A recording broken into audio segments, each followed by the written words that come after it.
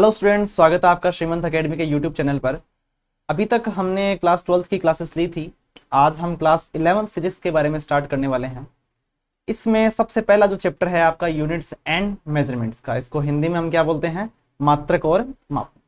Units को हम हिंदी में बोलते हैं मात्रक और मेजरमेंट को हम बोलते हैं मापन। कई जगह इसका नाम यूनिट एंड डायमेंशन भी मिलता है, वो भी आपको याद रखना है। तो ऐसे समझो फिजिक्स क्या होती है, सबसे पहले आप वो देखो। अभी तक हम 10th में पढ़ के आए थे कि साइंस जो होती है वो 3 ब्रांचेज में होती है। आपकी एक ही बुक थी, सबसे पहले आप केमिस्ट्री थी, उसमें बायोलॉजी थी और फिर आपके 4 चैप्टर जो थे 10th में वो फिजिक्स के होते थे। फिजिक्स का रोल क्या है? फिजिक्स कोई छोटी मोटी ब्रांच नहीं है साइंस की। फिजिक्स ऐसी ब्रांच है जिसमें हम सब कुछ पढ़ते हैं। सब कुछ से मतलब है कि छोटे एटम के अंदर जो चीजें होती हैं उससे लेकर कॉस्मिक रेंज में जो चीजें होती हैं उन सब के बारे में हम पढ़ते हैं। तभी हम क्या कहते हैं, किसी भी यूनिवर्स को क्वांटिफाई करना। इस पहले चैप्टर का मतलब देखो, पहला चैप्टर क्या है? यूनिट और मेजरमेंट है, सबसे बेसिक टॉपिक होता है। फिजिक्स आज आपको मान लो पहली बार स्टार्ट हो रही है, इसमें आप सबसे पहले पढ़ रहे हो यूनिट्स के बारे में। मतलब हमें यूनिवर्स को कुछ नंबर्स देने, क्वांटिफाई करना है उनको। तो क्वांटिफाई हम करते कैसे हैं? फॉर एग्जाम्पल हम आपका वेट बताते हैं, तो वेट के एक तो केवल हम फील कर पाते हैं, किसी को उठा के हम उसका वेट फील कर पाते हैं। पर हम अगर किसी के वेट को बताएं कि उसका 50 kg वेट है, तो हम उसको क्या कर दिया, एक नंबर दे दिया। और नंबर देने का जो तरीका रहेगा उस हमें जिसकी हेल्प लेनी पड़ेगी वो ये 2 चीजें हैं जो आपके सामने बोर्ड पे बनी हुई है, एक यूनिट और दूसरी मेजरमेंट। सबसे पहले तो आपको उसका मेजरमेंट करना पड़ेगा और मेजरमेंट करके उसकी वैल्यू को बताना पड़ेगा। और बताओगे किसकी हेल्प से? यूनिट्स की हेल्प से। तो शायद आपको आइडिया लग गया होगा कि हम किस चीज के बारे में पढ़ने वाले हैं। तो चलिए इसको शुरू करते हैं और सबसे पहले पढ़ते हैं हम फिजिक्स के बारे में कि फिजिक्स क्या चीज होती है। The domain of physics. Physics क्या है सबसे पहले ये समझो। तो फिजिक्स क्या है? फिजिक्स एक साइंस की ब्रांच है जिसमें हम नेचर में जितने भी फिनोमिना हैं, मतलब जितनी भी घटनाएं हो रही हैं उनके बारे में पढ़ते हैं। और वो जो घटनाएं होती हैं जिन नियमों का पालन करती है, जिन लॉज को फॉलो करती है, उनको भी हम साथ में पढ़ते हैं। पर पढ़ते समय हमें कुछ क्वांटिटीज की नीड पड़ती है।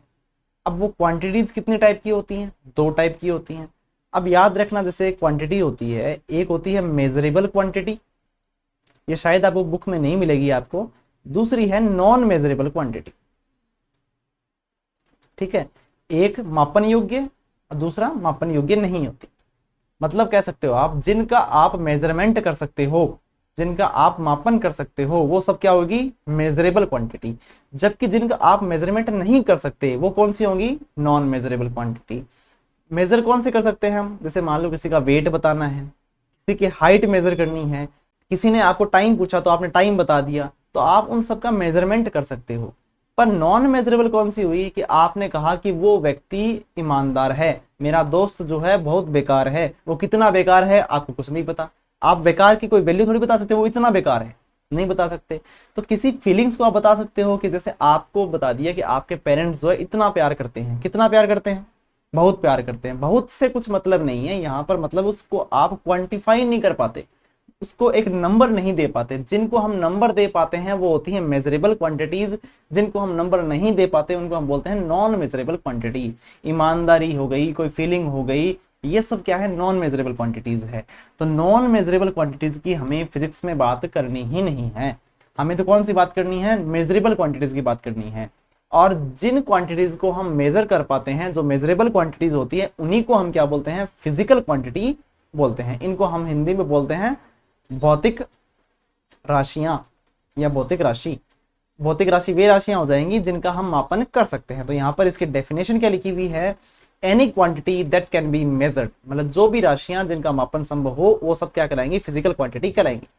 It is the fundamental language we use to describe the physical laws. मतलब क्या होगा कि किसी, ये मान लो एक भाषा है, किस प्रकार की भाषा है?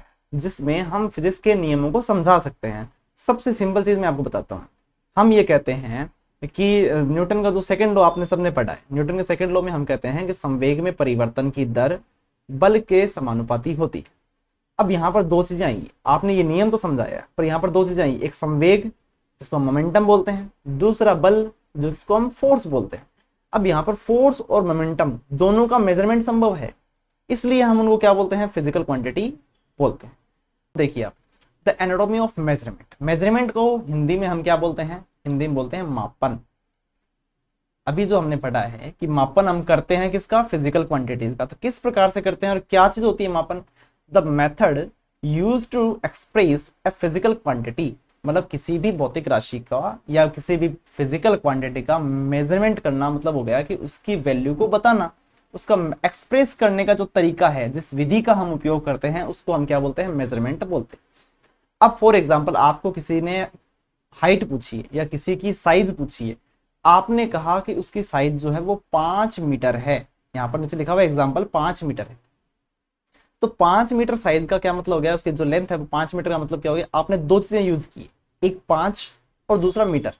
यहाँ पर 5 क्या है? वो है, तो वो हो गया इसका न्यूमेरिकल वैल्यू। और हम अगर इसकी बात करें मीटर, जो आपने मीटर शब्द बोला था वो है इसका यूनिट। तो किसी भी फिजिकल क्वांटिटी को लिखने का तरीका यही होता है, n times u। Physical quantity is equal to n गुणा u। यहाँ पर n क्या होता है? उसकी न्यूमेरिकल वैल्यू होती है। u जो होता है वो यूनिट होता है। अब यूनिट क्या होता है इसके बारे में हम अभी अलग से पढ़ेंगे, पर पहले हम पढ़ रहे हैं यूनिट तक जाने की प्रोसेस, और उस प्रोसेस को ही हम क्या बोलते हैं? मेजरमेंट बोलते हैं। n जो हो गया वो न्यूमेरिकल वैल्यू हो गया। फॉर एग्जाम्पल किसी का आपने मास बताया, वो बताया 50 kg, तो इस यहाँ पर 50 क्या है? 50 है उसकी न्यूमेरिकल वैल्यू। kg क्या है? वो है उसका यूनिट। तो आप आपने देखा होगा, आपने फिजिक्स जितनी भी पढ़ी है उसमें इसी प्रकार से हम यूज करते हैं। एक उसका यूनिट होता है, दूसरी उसकी न्यूमेरिकल वैल्यू होती है। यूनिट पर आते हैं हम। यूनिट क्या होता है? The standard reference of measurement, मतलब मेजरमेंट करते समय हमें हर एक स्टैंडर्ड वैल्यू का यूज करना पड़ता है। फॉर एग्जाम्पल हमने 1 kg यूज किया है, तो हमें अगर पता हो कि ये 1 kg है, तो इसको हम अगर 5 बार रिपीट करेंगे तो अपने आप कितना बन जाएगा? 5 kg बन जाएगा। आपके घर में दूध वाला आता है, दूध वाला क्या किस तरीके से आपको दूध का मेजरमेंट कर देता है? दूध पहली बात तो आप वॉल्यूम में लेते हो, उसका आयतन होता है, ठीक है। आपने वो दूध वाले भैया क्या करते हैं? उसको लीटर को उसमें डुबोते हैं। डुबोते ही क्या होता है? उसको पता है कि वो मेरा 1 लीटर है। जैसे मैं उसको डुबो के ऊपर करूंगा तो उसमें 1 लीटर दूध आ जाएगा। तो उसमें कितना लीटर दूध आता है? वो 1 लीटर। अब उसके पास वो स्टैंडर्ड रेफरेंस है, उसको पास पता है कि इस ये जो होता है वो उतना 1 यूनिट है। 1 यूनिट मतलब 1 लीटर है, ठीक है। तो यूनिट इस प्रकार से डिफाइन होता है। अब उसको पता है कि आपने अगर दूध 2 लीटर लेना है घर पे, तो उसको क्या करना पड़ेगा? उसको 2 बार डुबोना पड़ेगा। तो इतने में कितना हो जाएगा? 2 लीटर हो जाएगा। तो ये 2 तो क्या हो जाएगा? उसकी न्यूमेरिकल वैल्यू हो जाएगी। 1 लीटर जो है यहाँ पर वो यूनिट हो जाएगा। तो मतलब एक स्टैंडर्ड वैल्यू फिक्स होनी चाहिए। इसी प्रकार से जब हम किसी किराने के स्टोर से कुछ लेके आते हैं सामान, किसी के पास अभी भी पहले वाली जो वेइंग मशीन है, तोलने की जो मशीन होती है, वो कुछ इस प्रकार से होती है। 2 पार्ट होते हैं उसके ऊपर। एक पर वो बाट रखता है, जैसे मान लो 1 kg का बाट रखा है, तो उसको पता है कि एक तरफ मैंने अगर 1 kg रख दिया तो जब ये दोनों आपस में बराबर होंगे तो दूसरी साइड भी कितना होगा? 1 kg हो जाएगा, जो भी सामान आपको रखना है। तो इससे क्या हुआ? पहली बात तो ये जो तोलने के जो तरीका था वो क्या कहलाता है? मेजरमेंट कहलाता है, ठीक है। और ये जो स्टैंडर्ड वैल्यू उसने फिक्स की है कि 1 kg होगा, ये क्या कहलाएगा? उसका यूनिट कहलाएगा। तो मुझे ये लगता है जैसे अब आपको फील होने लगा है कि यूनिट का वास्तव में मतलब क्या है। जिस वैल्यू को हम रेफरेंस के तौर पर लेते हैं, कई पुराने जमाने में जैसे वालों किसी ईंट को रख दिया कि इस ईंट के बराबर का जो वजन होगा उसके मैं इतने रुपए लूंगा, तो वहां पर उसने फिक्स कर दिया कि 1 ईंट जो है मेरे लिए वो मेरी यूनिट है। अब यूनिट भी सब फिक्स कर रखते हैं। जैसे 1 kg है, वो 1 kg क्यों है? वो भी कहीं ना कहीं फिक्स किया हुआ है कि हाँ इतना 1 kg होगा। 1 मीटर इतना ही फिक्स है कि 1 मीटर इतना होगा। अब वो चाहे कहीं पर भी हो, वो 1 मीटर उतना ही रहेगा। चाहे आप कहीं पर भी इंडिया में मेजरमेंट कर लो, चाहे आप ब्रिटेन में मेजरमेंट कर लो, चाहे ऑस्ट्रेलिया में मेजरमेंट कर लो, 1 मीटर की वैल्यू चेंज नहीं होती है, ठीक है। अब देखो स्टैंडर्ड यूनिट को मतलब हम डिफाइन करेंगे तो सबसे पहली बात तो ये है कि एक तो फिक्स्ड वैल्यू होनी चाहिए, स्टैंडर्ड रेफरेंस वैल्यू होनी चाहिए। मतलब क्या है कि ऐसा नहीं होना चाहिए कि आपके यहाँ पर घर में जो स्केल है उसके 1 फुट की वैल्यू तो अलग है, आपके दोस्त के पास है उसकी 1 फुट की वैल्यू अलग है, और इंडिया में किसी तीसरे स्टेट के अंदर की हम बात करें तो वहां पर उसकी वैल्यू अलग है। ऐसा कभी भी नहीं होना चाहिए। कहने का मतलब है कि आप यहाँ पर वेट अपना मेजरमेंट कर रहे हो 50 kg और कहीं पर जाके मिल रहा है आपको 70 kg, तो वहां पर यूनिट की जो वैल्यू है वो आपके हमेशा क्या रहनी चाहिए? फिक्स रहनी चाहिए, स्टैंडर्ड वैल्यू होनी चाहिए। Chosen to measure a physical quantity. तो मेजरमेंट क्या हो जाएगा? Measurement is simply the act of comparing a physical quantity to this standard unit. तो मापन क्या होता है, केवल हमें उस स्टैंडर्ड यूनिट से उसको कंपेयर करना होता है किसी भी फिजिकल क्वांटिटी को बताते समय। अभी जैसे मैंने आपको ये बताया था कि दूध मेजरमेंट करना है, तो 1 लीटर हमारे पास वो यूनिट फिक्स है। अब अगर हमें 5 लीटर भी अगर मेजरमेंट करना है, तो इस 1 लीटर को आप पकड़ो और 5 बार रिपीट कर दो। तो हमने 5 बार रिपीट करके इसकी वैल्यू फाइंड कर ली और 5 लीटर दूध मेजर कर लिया। तो मेजरमेंट एक तरीके से इस प्रकार की प्रोसेस हो जाएगी। अब हमें बात ये करनी है कि जो यूनिट होते हैं वो कितने प्रकार के होते हैं। तो बेसिकली जो यूनिट होते हैं वो 2 ही प्रकार के होते हैं, फंडामेंटल यूनिट्स और डिराइव्ड यूनिट्स। हिंदी में इनको हम क्या बोलते हैं, इनको हम बोलते हैं मूल मात्रक, और इनको हम बोलते हैं व्युत्पन्न मात्रक। ठीक है, मूल मात्रक और व्युत्पन्न मात्रक। मूल मात्रकों का मतलब हो जाएगा कि ये इंडिपेंडेंट है, ये किसी दूसरे मात्रक पर डिपेंड नहीं करते। मतलब अगर हमें इनको एक्सप्रेस करना है, इनको बताना है या इनकी फिजिकल क्वांटिटी को बताना होता है, तो हमें किसी और की नीड पड़ती ही नहीं है। इंडिपेंडेंट यूनिट्स हो गए ये, do not rely on any other unit for their definition. मतलब इनकी खुद की डेफिनेशन बताते समय हमें किसी दूसरे यूनिट की हेल्प नहीं लेनी पड़ती। मतलब कुल मिला के हम ये कह सकते हैं ये एक मेजरमेंट के पिलर्स हैं, बेस लाइन पिलर्स हैं, इन्हीं पर सारा मेजरमेंट टिका हुआ है। और ये कितने प्रकार के होते हैं, टोटल 7 प्रकार के होते हैं, और इन 7 प्रकार का हमें पढ़ना है। अब बात ये डिराइव्ड यूनिट्स कौन से होंगे, जिनका हमें डिराइव करना पड़ता है, व्युत्पन्न करना पड़ता है। मतलब क्या हुआ कि ये डिपेंड किस पर होंगे, फंडामेंटल यूनिट्स पर डिपेंड होंगे। इनकी जब भी हम डेफिनेशन बताएंगे, जब इनको सॉल्व करेंगे, तब हम क्या करनी पड़ेगी, फंडामेंटल यूनिट्स की हेल्प लेनी पड़ेगी। फॉर एग्जांपल जैसे मीटर स्क्वायर है, मीटर पर सेकंड है, तो यहाँ पर हमेशा देखना आप एक से ज्यादा यूनिट आएंगे, या तो किसी स्क्वायर मिलेगी आपको या एक से ज्यादा यूनिट आपको मिलेंगे। न्यूटन या जूल है, अब आप कहोगे इनमें तो एक ही है, पर ये खुद भी क्या होते हैं, कई यूनिट से मिलकर बने होते हैं। कई यूनिट्स का मिक्सचर जो होता है वो ही न्यूटन या जूल या और अदर जो स्टैंडर्ड यूनिट्स हैं, ऐसा यूनिट्स हैं, उनको हम बोलते हैं। तो कुल मिला के टोटल जो 7 फंडामेंटल यूनिट्स होते हैं उनको हम सबसे पहले पढ़ेंगे। ये जो आपके सामने कुछ फिजिकल क्वांटिटीज लिखी हुई हैं, ये 7 फिजिकल क्वांटिटीज होती हैं जिनको हम बेस क्वांटिटीज भी बोलते हैं, और सामने इनके क्या लिखे हुए हैं, फंडामेंटल यूनिट लिखे हुए। मास को हम हिंदी में क्या बोलते हैं, द्रव्यमान बोलते हैं। लेंथ को हम क्या बोलते हैं, लंबाई बोलते हैं। टाइम को समय बोलते हैं। थर्मोडायनेमिकल टेम्परेचर जो होता है इसको बोलते हैं उष्मागतिक ताप। ठीक है, इलेक्ट्रिक करंट जो हो जाएगा विद्युत धारा। अमाउंट ऑफ सब्सटेंस को हम बोलते हैं पदार्थ की मात्रा, और ल्यूमिनस इंटेंसिटी को हम बोलते हैं प्रदीपन तीव्रता, या ज्योति तीव्रता भी कई बोलते हैं। अब ध्यान रखो, मास जो होता है उसका फंडामेंटल यूनिट क्या होता है, किलोग्राम। लेंथ का क्या होता है, मीटर। टाइम का क्या होता है, सेकंड। टेम्परेचर का क्या होता है, केल्विन, ना कि डिग्री सेल्सियस, ये याद रखना। विद्युत धारा जो होती है उसका मात्रक होता है एम्पियर। अमाउंट ऑफ सब्सटेंस जो है उसका मात्रक होता है मोल, और ल्यूमिनस इंटेंसिटी का मात्रक होता है कैंडेला। अब इसमें mass, length, time, temperature, electric current और अमाउंट ऑफ सब्सटेंस, इन सब से आप पहले से परिचित हो, आपको सबको पता है कि ये चीजें होती क्या है, आपने कभी ना कभी इनके नाम सुने हैं। ठीक है, पर ये जो 7वां है ल्यूमिनस इंटेंसिटी, इसके बारे में आपने नहीं पढ़ा है। ल्यूमिनस इंटेंसिटी के बारे में आप पढ़ोगे भी नहीं। मतलब पढ़ने का मतलब ये हो गया कि आपके 11th और 12th में कहीं पर भी इसका कोई जिक्र नहीं है। पर हमें ये तो पता होना चाहिए कि ल्यूमिनस इंटेंसिटी अगर बेस क्वांटिटीज है, मतलब पूरे फिजिक्स के पिलर्स हैं ये 7 फिजिकल क्वांटिटी, तो हमें ये तो पता होना चाहिए कि ल्यूमिनस इंटेंसिटी का मतलब क्या होता है। तो ये देखो, यहाँ पर एक बल्ब का साइन भी दिख रहा है आपको। इसका मतलब क्या है कि बल्ब जो है, जो रोशनी देता है, जो तीव्रता उत्पन्न करता है, प्रकाश की तीव्रता उत्पन्न करता है, उसकी वैल्यू कितनी है वो कौन बताता है, ल्यूमिनस इंटेंसिटी बताती है। फॉर एग्जाम्पल, जब पहले के जमाने के जो बल्ब हुआ करते थे, जो हेलोजन बल्ब होते थे, उनकी जो रोशनी होती थी वो आज के एलईडी की तुलना में काफी कम होती थी। ठीक है, तो हम ये कह सकते हैं सेम पावर होने के बावजूद, वहां पर मान लो अगर 40 वोल्ट का कोई पुराना वाला बल्ब हो और 40 वोल्ट की अब वाली कोई एलईडी हो, तो दोनों पावर तो सेम खा रही है, पर उसकी जो रोशनी है और अब वाली जो एलईडी की रोशनी है, उन दोनों में बहुत बड़ा डिफरेंस होता है। ठीक है, तो रीजन क्या होता है कि अब वाली जो एलईडी है उसकी ल्यूमिनस इंटेंसिटी काफी ज्यादा होती है, प्रकाश की जो प्रदीपन तीव्रता होती है वो बहुत ज्यादा होती है। इसको हम मेजरमेंट किस में करते हैं, कैंडेला में मेजरमेंट करते हैं।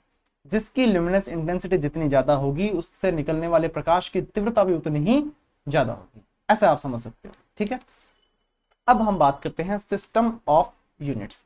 जो जो मात्रकों की कुछ पद्धतियां होती है, इनको हम क्या बोलते हैं, मात्रकों की पद्धतियां, सिस्टम ऑफ यूनिट्स।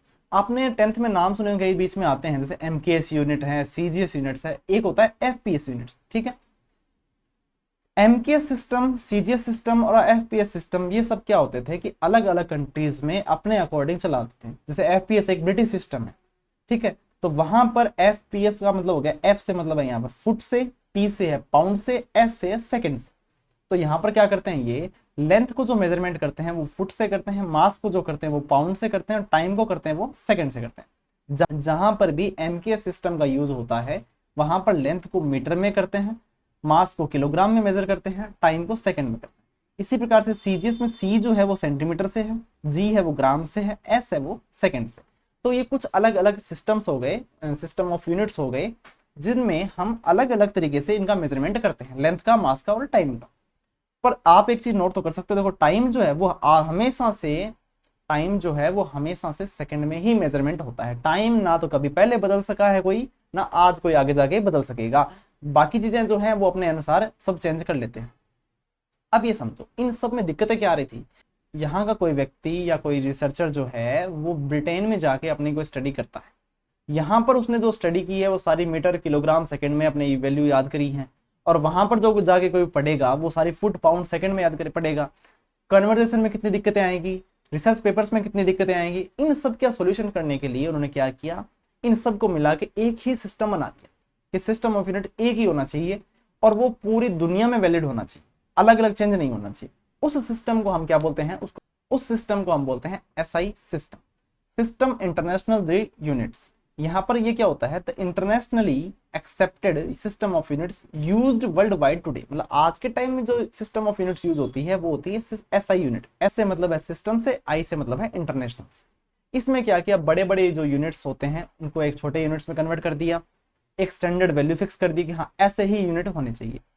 अभी तो आप ये भी कह सकते हो जो एमकेएस जो पद्धति होती है, एमकेएस सिस्टम जो है उसका ही मॉडिफाइड जो फॉर्म है वो क्या है, एसआई है। पर उसमें कुछ ना कुछ चेंजेस और भी कर दिए, तो अलग यूनिट्स को भी उसमें जोड़ दिया गया। फॉर एग्जांपल जैसे पावर है, आपने हॉर्स पावर का नाम सुना होगा। हॉर्स पावर जो एक एचपी होता है वो 746 वोल्ट के बराबर होता है। जैसे एक न्यूटन होता है उसको सीजीएस में क्या किसके बराबर होता है, 10 की पावर 5 डाइन के बराबर होता है। एक जूल है वो 10 की पावर 7 अर्ग के बराबर होता है। तो ये सब जो चीजें थी वो उन्होंने कन्वर्ट कर दी है, मतलब 746 वोल्ट बोलने के बजाय क्या कर दिया, एक हॉर्स पावर बोल दो। 10 की पावर 5 डाइन, सीजीएस में जो इसका फोर्स का यूनिट जो होता है वो डाइन होता है। 10 की पावर 5, 1,00,000 डाइन बोलने के बजाय आप क्या कर दो, 1 न्यूटन बोल दो। 10 की पावर 7 अर्ग, अर्ग जो होता है वो एनर्जी का या वर्क का यूनिट होता है, वो 1 करोड़ अर्ग बोलो, उसके बढ़िया उन्होंने क्या कर दिया, 1 जूल बोल दो, जूल ने ये नाम दिया था। तो जितने भी साइंटिस्ट के नाम पर है उनके सबके यूनिट जो होते हैं कैपिटल लेटर में लिखे जाते हैं, हमें याद रखना है। ठीक है, अब देखो हमें क्या करना है, आप याद रखो कुछ प्रीफिक्सेस होते हैं उनको याद रखो। जैसे आपने 1 किलोमीटर को मीटर में कन्वर्ट करना है, तो अभी तक तो हम क्या करते थे, रट के रखते थे कि किलोमीटर को मीटर में कन्वर्ट करना है 1000 से गुणा कर दो, सेंटीमीटर को मीटर में कन्वर्ट करना है आप 100 से भाग दे दो। ऐसा कुछ नहीं करना है। अब आपको बहुत अच्छा काम तरीका मैं बता देता हूँ आपको, इससे आपको इतनी हेल्प मिलेगी कि जो न्यूमेरिकल्स वगैरह में हमें लिखना पड़ेगा ना, वो आपके काम एकदम से आसान हो जाएगा। अगर आप ये जो वैल्यू आपके सामने लिखी हुई इनको याद कर लो, तो जैसे मान लो मैं थोड़ा 1-2 बता देता हूँ आपको। सेंटी है, इसका मतलब क्या होता है 10 की पावर -2। मिली है, इसका मतलब होता है 10 की पावर -3। माइक्रो है 10 की पावर -6। नैनो है 10 की पावर -9। पिको है 10 की पावर -12। फेम्टो है 10 की पावर -15। इसी प्रकार से जो किलो है 10 की पावर 3। मेगा है 10 की पावर 6। गीगा है 10 की पावर 9। टेरा है 10 की पावर 12। पेटा है 10 की पावर 15। इनमें से अपने जो काम किए जो बार बार में रिपीट होती है वो मैं आपको बता देता हूँ। जैसे एक तो सेंटी है, मिली है, माइक्रो है, नैनो है, ये 4। और इधर जो है काम के अपने, एक तो किलो है, एक मेगा है, एक गीगा है। ये आपके मोस्ट ऑफ काम निकाल देंगे। अब देखो कैसे काम करते हैं।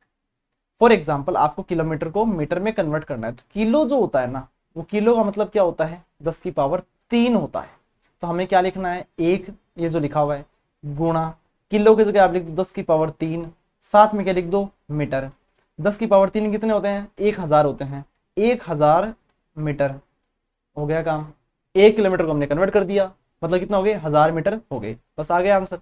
इसी प्रकार से मान लो आपको 1 सेंटीमीटर को मीटर में कन्वर्ट करना हो, कितने मीटर होंगे, सेंटी की वैल्यू क्या होती है 10 की पावर -2 होती है, 1 गुणा 10 की पावर -2 मीटर। यहाँ पर सेंटीमीटर में ऐसे है, देखो सेंटी अलग है मीटर अलग है, लिखते साथ में ही है, पर सेंटी का मतलब क्या होता है 10 की पावर -2 होता है। तो आपको इस बार गुणा या भाग की टेंशन खत्म करनी है, हमें तो क्या करना है, जो वैल्यू दे रखी है उसको वैसा का वैसा रखो। सेंटी है तो 10 की पावर -2, मेगा है 10 की पावर 6 रखो, माइक्रो है 10 की पावर -6 रखो। इसी प्रकार से कई बार माइक्रोमीटर में काम आता है, एक माइक्रोमीटर बोलता है आपको, तो माइक्रोमीटर में आपको क्या करना है, माइक्रो की वैल्यू रखनी 10 की पावर -6 और साथ में लिखना है मीटर, तो अपने आप बन जाएगा 10 की पावर -6 मीटर। और ये केवल यहाँ पर नहीं है, जितने भी वैल्यू हो, किलोग्राम में हो, ग्राम में हो, इसी प्रकार से आपके सेकंड में हो, जैसे कई बार नैनो सेकंड आता है, नैनो सेकंड है, 1 नैनो सेकंड मतलब हो गया 10 की पावर -9 सेकंड, ठीक है, तो ये आ जाएगा 10 की पावर -9 सेकंड। इस प्रकार से आप यूज कर सकते हो। एक दो वैल्यू सीधी भी है, वो भी याद रखना आप, जैसे एक अंगस्ट्रोम होता है, इसको क्या बोलते हैं अंगस्ट्रोम, ए के ऊपर डिग्री जैसे साइन लगा होता है, इसका मतलब होता है 10 की पावर -10 मीटर।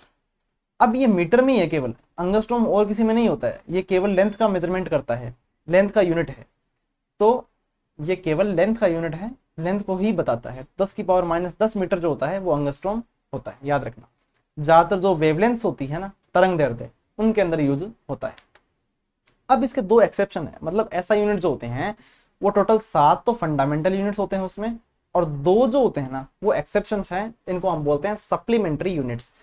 सप्लीमेंट्री यूनिट्स में ये ना तो फंडामेंटल यूनिट्स हैं, ना ये किसी और पर डिपेंड करते हैं, तो इसलिए एक तीसरी कैटेगरी बना दी, इसको हम बोलते हैं सप्लीमेंट्री यूनिट्स। इनको हम हिंदी में क्या बोलते हैं, पूरक मात्रक बोलते हैं, पूरक मात्रक बोलते हैं। और होते कितने प्रकार के हैं, 2 प्रकार के होते हैं। पहली जो फिजिकल क्वांटिटी है वो प्लेन एंगल है, दूसरी जो है सॉलिड एंगल है। प्लेन एंगल जो होता है वो 2D में होता है, सॉलिड एंगल जो होता है वो 3D में होता है। प्लेन एंगल को पढ़ते हैं पहले। प्लेन एंगल क्या होता है, देखो मान लो एक सर्कल है, सर्कल का कोई चाप काट दिया हमने, आर्क है कोई, और आर्क जो है वो कितना बड़ा लिया, देखो हम एक्सप्लेन किसको कर रहे हैं, यूनिट को एक्सप्लेन कर रहे हैं, तो हमें एक सिंगल एक की वैल्यू बतानी है कि एक कितना होता है। और प्लेन एंगल का जो मात्रक होता है वो क्या होता है, याद रखना है, वो होता है रेडियन। एंगल का जो मात्रक है वो है रेडियन, ऐसा यूनिट जो रेडियन है, ना कि डिग्री, ठीक है। तो रेडियन में हमें अब डील करना है। अब एक रेडियन की वैल्यू क्या होती है वो बतानी है, तो एक रेडियन कैसे मेजर करते हैं, मान लीजिए आपके पास एंगल जो होता है, एक फॉर्मूला याद रखना, फॉर्मूला ये लिखा हुआ है आपके सामने, आर्क अपॉन रेडियस। कोई भी कोण जो होता है वो होता है चाप बटे त्रिज्या, आर्क अपॉन रेडियस। तो अगर हम किसी भी तरीके से आर्क और रेडियस को अगर बराबर करते हैं तो एंगल कितना हो जाएगा, 1 हो जाएगा, मतलब आर्क से रेडियस कट जाएगी, आपस में दोनों क्या हो जाएंगे, बराबर हो जाएंगे। मतलब क्या है, देखो angle is equal to arc upon radius. अगर आर्क और रेडियस बराबर हो जाए तो आपस में ये कट जाएंगे और वैल्यू कितनी आएगी, 1 आएगी, और 1 मतलब 1 रेडियन आएगी। तो हम इसकी डेफिनेशन भी इसी प्रकार से बनाते हैं कि the angle subtended at the centre of a circle by an arc equal in length to its radius. मतलब एक ऐसा एंगल बनाया गया किस पर, किसी सर्कल के केंद्र पर, सेंटर पर बनाया गया, किसके द्वारा, एक आर्क के द्वारा, और आर्क की लेंथ किसके इक्वल होनी चाहिए, उसकी रेडियस के इक्वल होनी चाहिए। मतलब अगर हम इस आर्क की लेंथ को मेजरमेंट करेंगे, इसका मेजरमेंट करेंगे तो क्या आएगी, रेडियस के बराबर आएगी। उम्मीद करता हूं आपको एक रेडियन का मतलब समझ में आ गया होगा कि एक सर्कल हो, उसका कोई भी एक आर्क जो है वो उसके केंद्र पर जितना कोण बनाता है, कब, जब उस आर्क की लेंथ किसके इक्वल हो, उसके रेडियस के इक्वल हो, तो हम उसको क्या बोलते हैं, एक रेडियन बोलते हैं। फॉर्मूला एक याद रखना, रेडियन जो होता है वो पाई बाई 180 इंटू डिग्री के बराबर होता है। जैसे मैं आप लिख देता हूं आपको कि रेडियन जो होता है वो पाई बटे 180 इंटू डिग्री के बराबर होता है। अब देखो जैसे डिग्री है, 30 डिग्री है, आपको इसको रेडियन में कन्वर्ट करना है, तो आप क्या करोगे, 30 को किससे मल्टीप्लाई करोगे, पाई बाई 180 से मल्टीप्लाई करोगे, इसको काटोगे कितना आएगा, 6। तो कहने का मतलब होगा 30 डिग्री बराबर किसके होंगे, पाई बाई 6 रेडियन के होंगे। अब कई याद कैसे करते हैं कि पूरा जो एक सर्कल में कोण होता है वो कितने का होता है, 360 डिग्री का कोण होता है। अब कई याद रखते हैं 360 डिग्री किसके बराबर, 2 पाई के बराबर। अब 2 पाई रेडियन के बराबर है, दोनों बातों में अंतर है। पाई की वैल्यू 3.14 ही होती है, 2 पाई रेडियन के बराबर होता है 360 डिग्री। तो 1 डिग्री किसके बराबर हुआ, 2 pi upon 360 degree into 1 radian, और 2 पाई से इसको काटोगे तो क्या आएगा, पाई बाई 180 रेडियन। ठीक है, मतलब 1 डिग्री में कितने रेडियन हुए, पाई बाई 180 रेडियन हो गए। आपको जितने डिग्री में निकालना है उसको उतने से मल्टीप्लाई कर देते हैं, तभी तो ये फॉर्मूला बनता है। अब बात ये कि आपको ये पूछ ले कि एक पूरे प्लेन एंगल की मैक्सिमम वैल्यू कितनी हो सकती है। हमें तो ये तो पता है कि एक पूरे डिग्री में अगर आपको मेजरमेंट करना हो तो कितना बताते हो आप, यहां से एक पूरा कंप्लीट करते हो और कितना हो जाता है 360 डिग्री हो जाता है। पर आपको ये पूछे कि एक पूरे प्लेन एंगल की मैक्सिमम वैल्यू कितनी हो सकती है, तो वो इसी फॉर्मूला से आपके पास आएगी। फॉर्मूला क्या है, angle is equal to arc upon radius. ये जो आर्क हो सकता है इसकी मैक्सिमम लेंथ कितनी हो सकती है, जब यहां से स्टार्ट करें और एक सर्कल पूरा करें तो उसकी पूरी सरकमफेरेंस जो परिधि होगी वो आ जाएगी। परिधि की वैल्यू कितनी होती है, 2 पाई आर होती है, अपॉन रेडियस, आर से आर कैंसिल हो जाएगा, कितने आएगा 2 पाई। तो मतलब हम ये कह सकते हैं एक पूरे सर्कल में जो मैक्सिमम प्लेन एंगल होता है उसकी वैल्यू कितनी होती है, 2 पाई रेडियन होती है। ये इंपॉर्टेंट याद रखना, एग्जाम में पूछा जा सकता है। ठीक है, अब हम बात करते हैं स्टेरेडियन की या सॉलिड एंगल की। सॉलिड एंगल जो होता है एक ठोस कोण होता है, जैसे जोकर वाली जो टोपी आपने देखी है कुछ उसी प्रकार की शेप आपको मिलती है। अब जरूरी नहीं हर बार वैसी मिले, इसकी जो ये जो सरफेस आपको दिख रहा है इसकी शेप कैसे भी हो सकती है। पहली बात तो इसका जो यूनिट है वो क्या है, स्टेरेडियन है। स्टेरेडियन हिंदी में से लिखते हैं स्टेरेडियन, तो हमें तो यूनिट को डिफाइन करना है। एक स्टेरेडियन एस आर से लिखते हैं इसको, एस आर स्टेरेडियन से है, तो एक एस आर की वैल्यू कितनी होती है वो हमें बताना है। पहली बात तो ये एंगल क्या है, देखो इसकी डेफिनेशन देखो। पहली बात तो सॉलिड एंगल की, a solid angle subtended by a surface area equal to the square of the radius of the sphere। मतलब क्या है, पहली बात तो उसको दिखाते किससे हैं, ओमेगा से दिखाते हैं। ठीक है, ओमेगा बराबर क्या होगा, एक एरिया, अब एरिया अपॉन आर स्क्वायर। ये जो एरिया है, जितना आपने छोटा सा एक पार्ट काटा है और इस पार्ट के हर एक पॉइंट को किससे मिलाया है, इसके सेंटर से मिलाया है। किसके सेंटर से, स्पेयर के सेंटर से। अब इसमें जो ये वाला एंगल बन रहे हैं ऐसे एंगल, उसको हमें काउंट करना है 3D वाले एंगल को। अब पर इसकी एक स्टेरेडियन की वैल्यू किसके बराबर होगी, जब ये जो आपने ऊपर वाला जो सरफेस एरिया लिया है इस एरिया की वैल्यू किसके बराबर हो, एक ऐसे स्क्वायर के एरिया के बराबर हो जिसकी साइड किसके बराबर है, इसके रेडियस के इक्वल है। मतलब हम ये मान लो, मतलब ऐसे मान लो कि आपके पास एक स्क्वायर है और उसकी जो साइड है वो इस स्क्वायर के रेडियस के बराबर है, मतलब आर के बराबर है।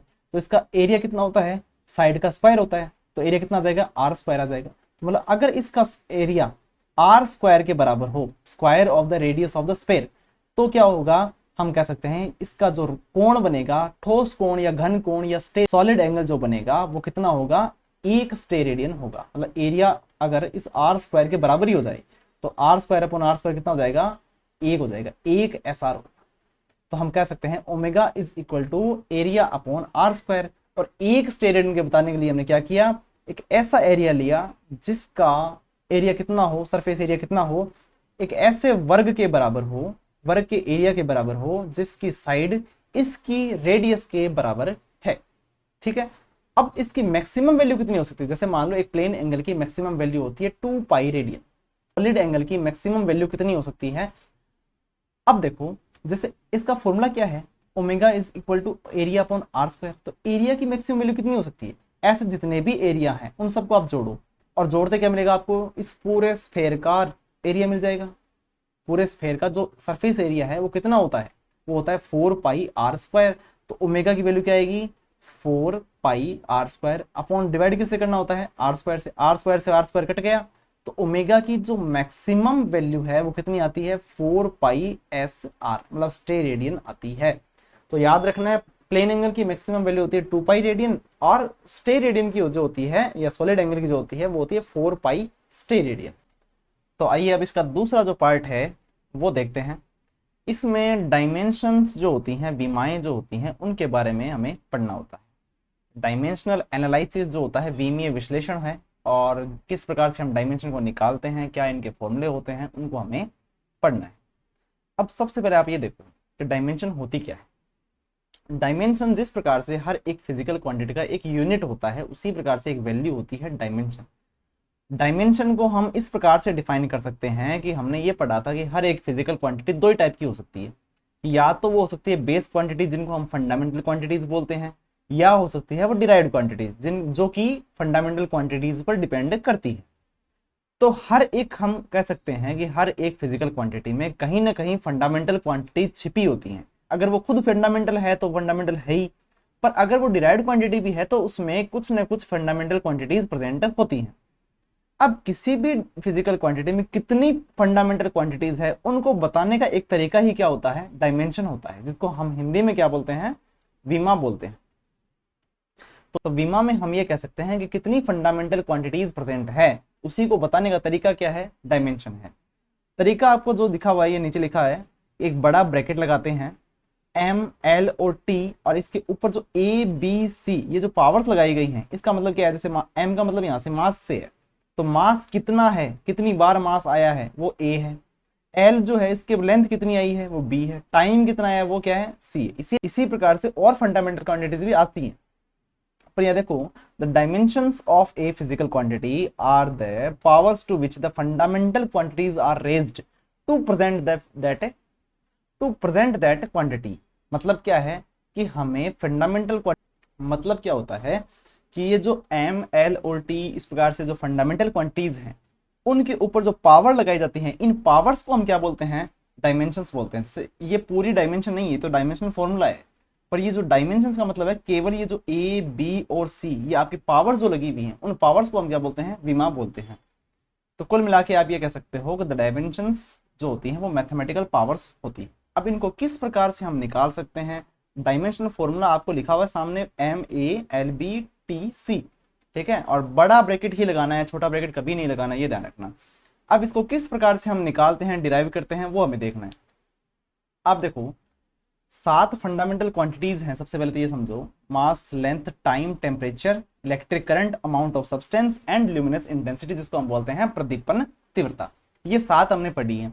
इनके सिंबल जो होते हैं उनसे आप सब परिचित हो, पर बात ये हमारी तो ये है कि डायमेंशनल यूनिट जब हम लिखेंगे, डायमेंशंस के अंदर हम इनको रिप्रेजेंट करेंगे, तब हम किस प्रकार से लिखेंगे, मास जो होगा उसको हम लिखेंगे कैपिटल एम से, लेंथ जो होगी उसको हम लिखेंगे कैपिटल एल से, टाइम होगा उसको हम लिखेंगे कैपिटल टी से, टेम्परेचर होगा वो केल्विन के कारण यहाँ पर कैपिटल के से लिखा जाता है, याद रखना कई जगह थीटा से भी इसको लिखा जाता है। इलेक्ट्रिक करंट जो है उसको हम लिखते हैं कैपिटल ए से, अमाउंट ऑफ सब्सटेंस जो है वो तीनों अक्षर लिखे जाते हैं मोल, और सीडी जो है कैंडला के कारण यहाँ पर लिखा जाता है ल्यूमिनस इंटेंसिटी के लिए, ठीक है। अब बात यह है कि हम निकालना सीखते हैं इनको। सबसे पहले आपको क्या करना है, स्टेप देखो, तीनों स्टेप्स जो हैं इन पर फोकस करो। ये जो तीनों स्टेप्स अगर आपको समझ में आ गए, इसका मतलब आप हर एक डायमेंशन निकाल सकते हो फिजिकल क्वांटिटी की। तो आइडेंटिफाई फिजिकल फॉर्मूला, सबसे पहले तो आपको क्या करना है, जो भी आपको जिसकी भी मतलब आपको विमा निकालनी है, जिस भी फिजिकल क्वांटिटी की विमा निकालनी है, उसका आपको सबसे पहले तो फॉर्मूला आना चाहिए। अगर आपको फॉर्मूला नहीं आता है तो आप आगे नहीं बढ़ सकते इसमें, ठीक है। दूसरी चीज क्या है कि आपको उस फॉर्मूला के अंदर जो जो फंडामेंटल क्वांटिटीज है उनको पहचानना है, और उन फंडामेंटल क्वांटिटीज की जगह उनकी जो डायमेंशनल यूनिट है वो लिखनी है। तीसरा काम आपको ये करना है कि एम एल टी जो फॉर्मेट होता है उसको लिखना है, और जो वैल्यू है उनको उसके ऊपर पुट करना है। सबसे पहले यहाँ पे देखो, हम सबसे पहले सीखते हैं एरिया का। एरिया जिसको हम हिंदी में क्या बोलते हैं, क्षेत्रफल बोलते हैं। इस क्षेत्रफल की अगर आपको विमा निकालनी हो तो हम किस प्रकार से निकालेंगे। एक सामान्य जो क्षेत्रफल का सूत्र होता है, आयत का, जैसे रेक्टेंगल जो होता है, रेक्टेंगल का जो एरिया होता है वो क्या होता है, लेंथ इंटू ब्रेड्थ। अब इनमें आपको ये पहचानना है कि दो चीजें आ रही है, एक तो लेंथ आ रही है, एक ब्रेड्थ आ रही है। ये कौन सी फंडामेंटल क्वांटिटीज में आती है, लेंथ जो है वो लेंथ ही होती है। तो हमने क्या लिखा, इसकी जगह एल के ऊपर 1 पुट किया, क्योंकि एक ही बार है, हमने इसका डायमेंशनल यूनिट लिख दिया, ठीक है।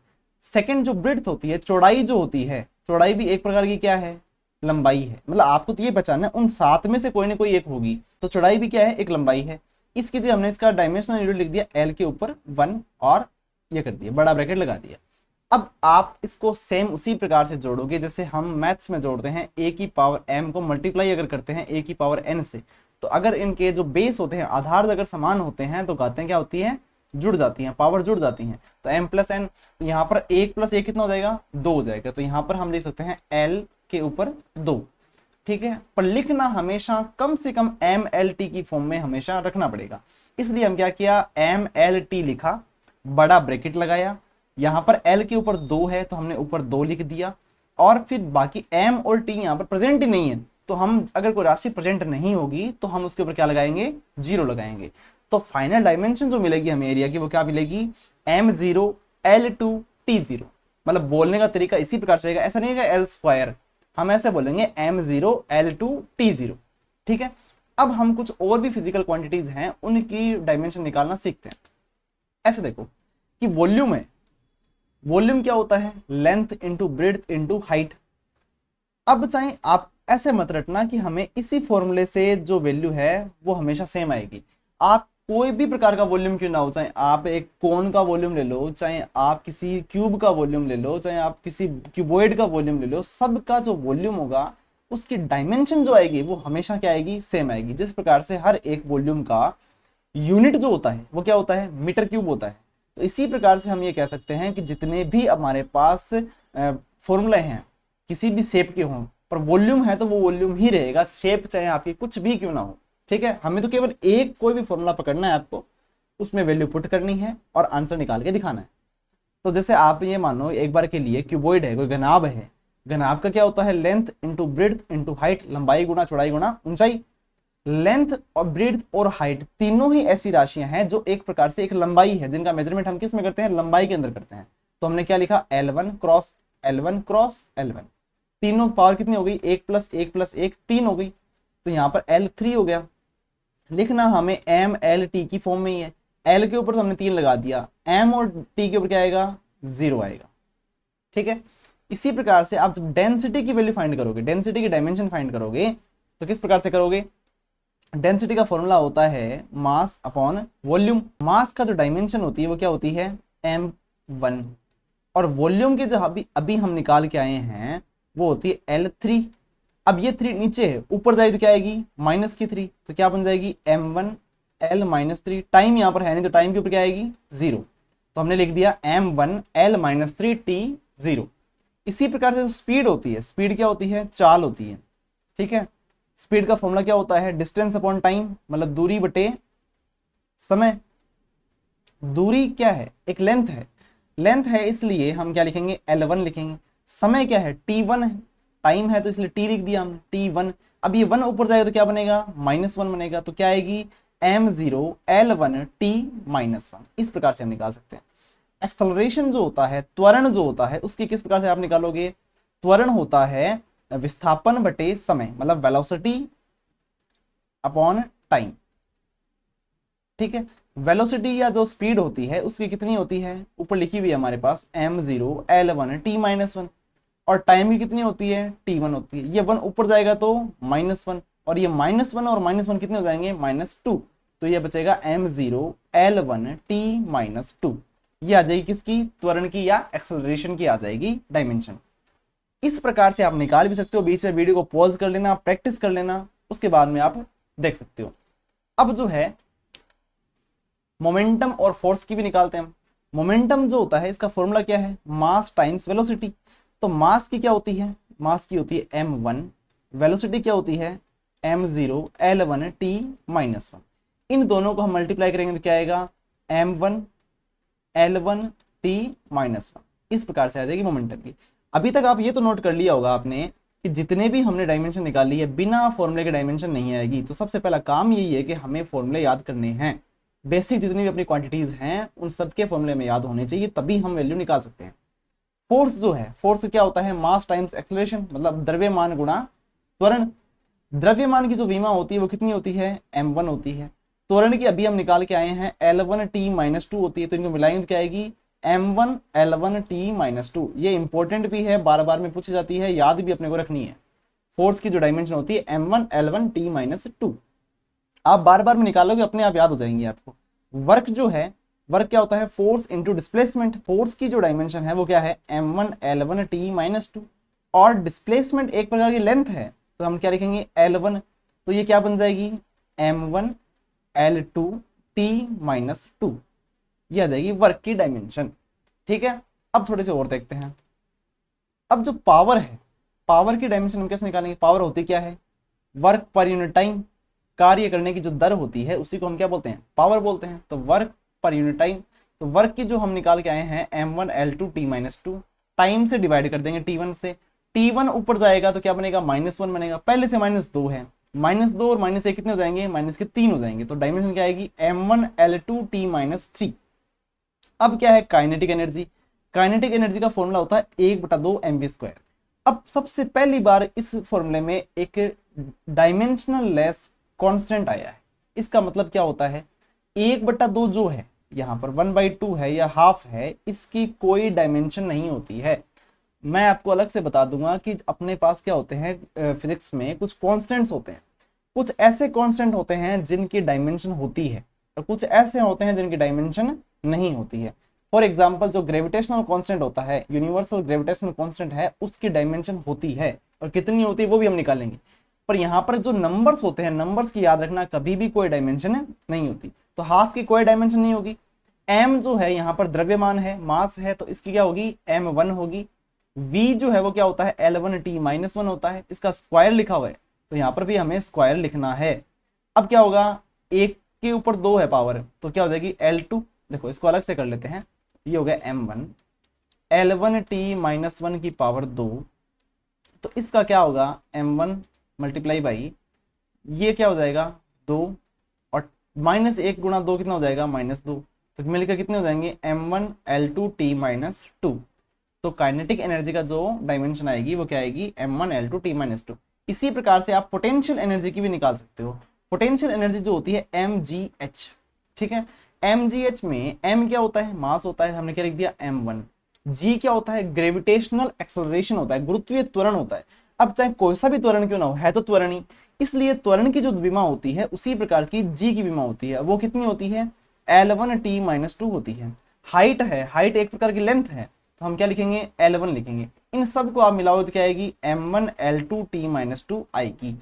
अब देखो, काइनेटिक एनर्जी की और पोटेंशियल एनर्जी की डायमेंशन क्या आ रही है? सेम आ रही है, क्योंकि दोनों ही एनर्जी ही है, तो बार बार में एनर्जी की वैल्यू जो होती है, डायमेंशन जो होती है, वो चेंज नहीं होती है, क्योंकि दोनों के जो यूनिट आएंगे वो भी क्या आते हैं? जूल आते हैं।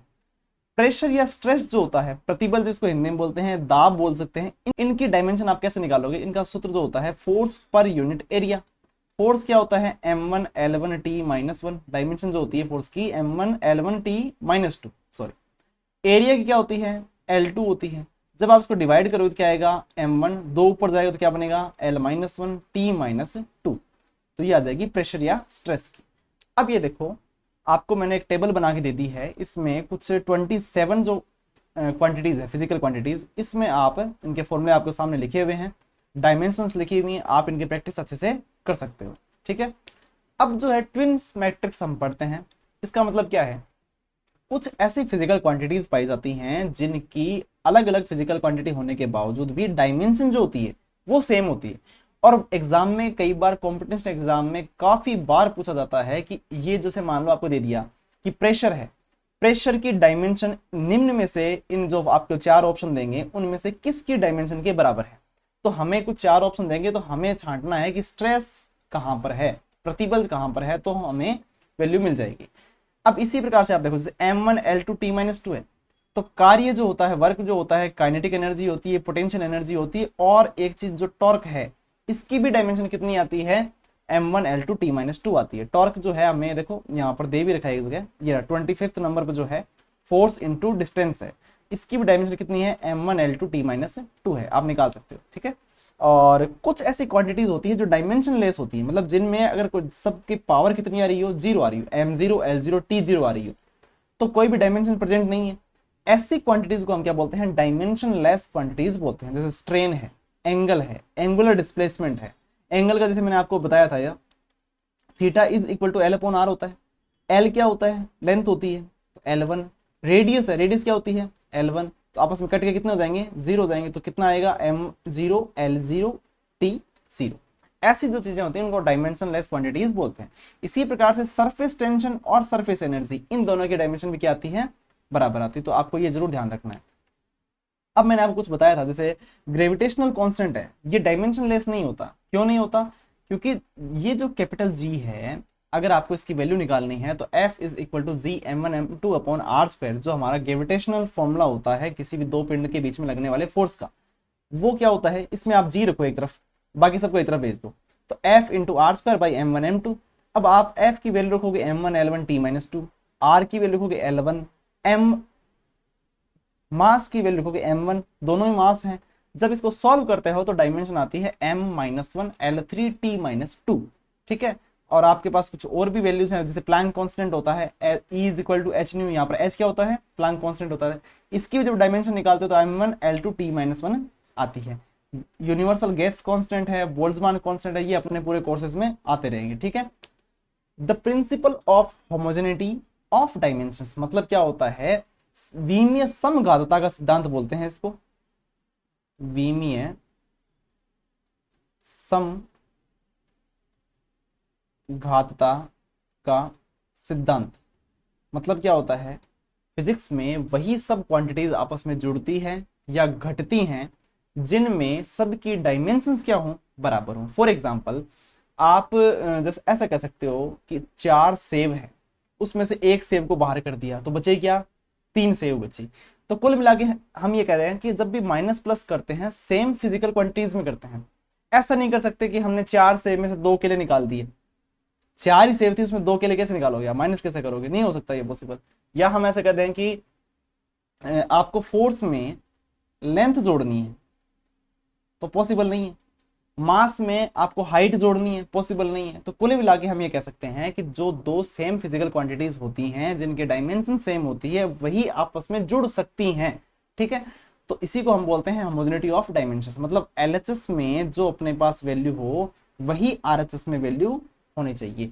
Physical quantities can only be added या सब्ट्रैक्टेड और equated if they have the same dimensions, मतलब डायमेंशन अगर सेम होगी तभी वो जुड़ सकती हैं, घट सकती हैं, या इनको बराबर हम रख सकते हैं। If an equation is physically corrected, the dimensions of the terms on the left hand side and the right hand side must be equal. और मैथमेटिकल रिप्रेजेंटेशन हम ये कह सकते हैं, समझा सकते हैं कि if a is equal to b plus c, इसका मतलब क्या होगा, a की डायमेंशंस है वही b की होगी और वही क्या होगी, c की होगी, तभी आपस में जुड़ सकती हैं और तभी इसके बराबर हम रख सकते हैं, ठीक है। अब ये काम कैसे आता है वो समझो, एक न्यूमेरिकल देखते हैं। ये आपके एनसीईआरटी में दिया गया है कि half M V square is equal to M G H हो, इसको हमें प्रूफ करना है कि ये डायमेंशनली करेक्ट है। तो पहली बात तो मैं आपको ये समझा देता हूँ, जितने भी फिजिक्स में फॉर्मूले पाए जाते हैं, जितने भी होते हैं बनते हैं, उन सब में ये पाया जाता है कि वो डायमेंशनली करेक्ट है। पर ये उल्टा जरूरी नहीं है कि जितने भी फॉर्मूले डायमेंशनली करेक्ट हों वो सारे कोई ना कोई वैलिड फॉर्मूले बने, ठीक है। तो केवल डायमेंशंस फॉर्मूला जो होता है वो इतना बताता है, या जो डायमेंशनल एनालिसिस है हम उससे इतना ही निकाल सकते हैं कि फिजिक्स में जो फॉर्मूले होंगे वो हमेशा डायमेंशनली करेक्ट होंगे। अगर डायमेंशंस करेक्ट नहीं आ रही है, उनके बराबर डायमेंशंस नहीं आ रही हैं, इसका मतलब कभी भी फॉर्मूला एग्जिस्ट नहीं कर सकता, ठीक है। हमेशा आपको ये देगा कि एक फॉर्मूला देगा, उसमें लेफ्ट हैंड साइड होगा, राइट हैंड साइड होगा, और हमें क्या करना पड़ेगा, लेफ्ट हैंड साइड की डायमेंशंस और राइट हैंड साइड की डायमेंशंस को बराबर करना पड़ेगा।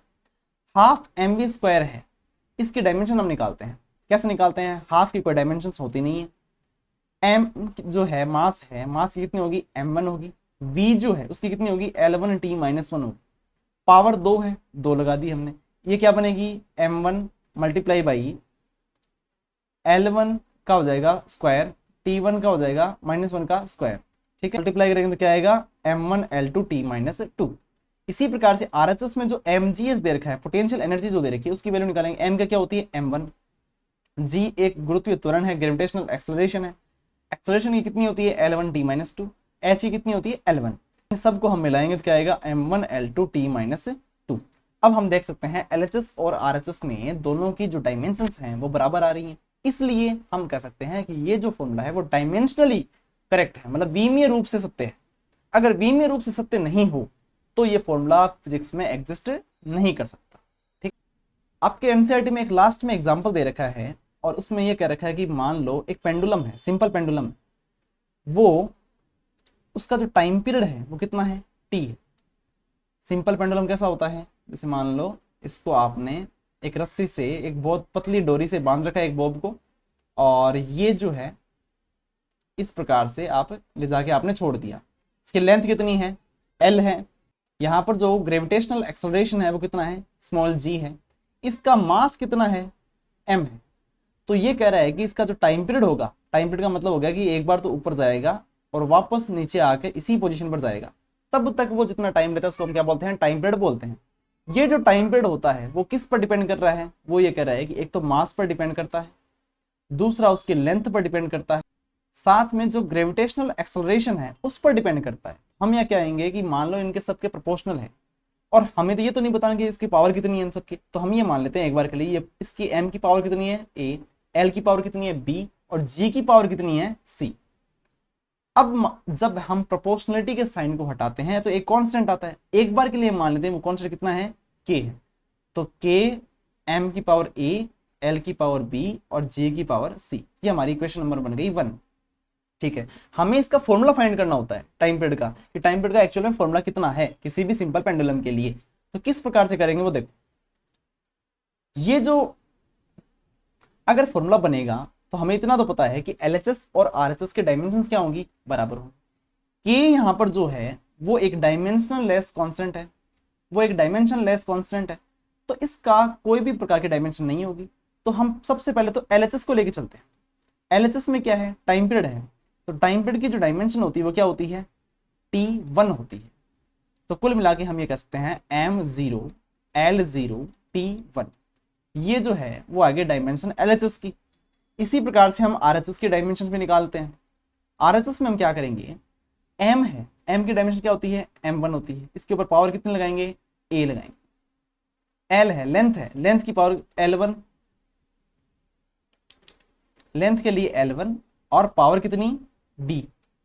और G जो त्वरण होता है, गुरुत्वीय त्वरण, उसकी कितनी होती है L1 T-2 और पावर कितनी C। इसको और सॉल्व करेंगे तो क्या बनेगा, M की पावर E, यहां पर हो गया L की पावर B, यहां पर हो गया L की पावर C और L की पावर